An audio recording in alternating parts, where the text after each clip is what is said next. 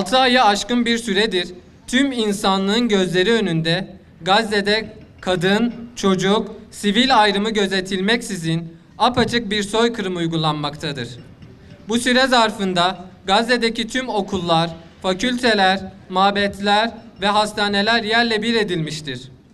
On binlerce öğrenci, öğretmen, öğretim görevlisi, din adamı, doktor ve sağlık personeli öldürülmüştür. İlk öğretimden üniversiteye varıncaya kadar yüz binlerce öğrenci eğitim öğretim haklarından mahrum bırakılmıştır.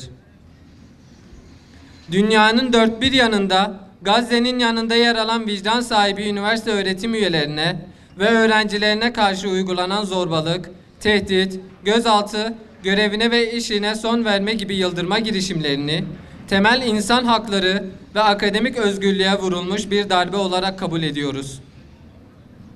İnönü Üniversitesi olarak barış ve adalet için bir araya gelmenin insanlığın onuru ve geleceği adına bir gereklilik olduğunun bilincindeyiz. İnsanlığın ortak değerlerini yüceltmek temel misyonlarımızdan biriyken Gazze'de yaşanan soykırım bu değerleri gölgede bırakmıştır.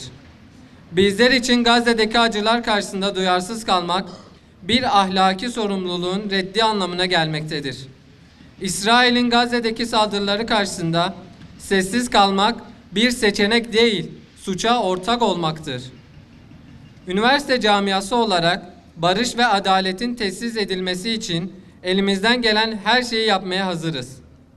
Bugün burada bir araya gelmemizin nedeni Gazze halkının yanında olduğumuzu, onları yaşadığı acıları paylaştığımızı ve dünya genelindeki üniversitelerde insan haklarını savunma konusunda kendilerini sorumlu hisseden, vicdanı hür, ruhu özgür tüm öğrenci ve akademisyenlerinin barışçıl eylemlerini desteklemek ve yanlarında olduğumuzu beyan etmektir. İsrail'in Gazze'deki soykırımını durdurmak için tüm dünya akademi camiasına, bütün üniversite öğrencilerine, uluslararası toplumu harekete geçirmek için bir kez daha çağrıda bulunuyoruz. İnsanlık onuru için tüm dünya liderlerinin Gazze'de yaşanan bu soykırımın sonlandırılması için derhal harekete geçmesini, barış yanlısı öğrenci ve öğretim görevlilerine karşı uygulanan şiddetin ise sona erdirilmesini talep ediyoruz. Bu sadece bir başlangıçtır. İnönü Üniversitesi öğrencileri olarak barış ve adalet mücadelesini sürdüreceğiz ve insanlığın ortak değerlerini savunmaya devam edeceğiz. Çünkü inanıyoruz ki sadece birlikte hareket ederek barışı sağlayabilir, dünyayı daha iyi bir yer haline getirebiliriz.